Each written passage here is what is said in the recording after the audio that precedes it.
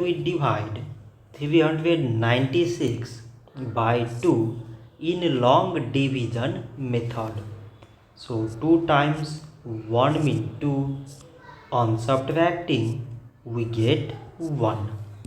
So now this 1 is less than 2.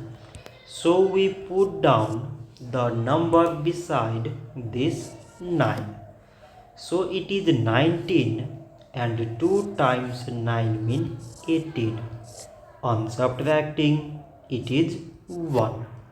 So we put down this 6 and now it is 16 and 2 times 8 means 16. On subtracting it is 0. So 396 divided by 2 is 198. So this much for today and thanks for watching.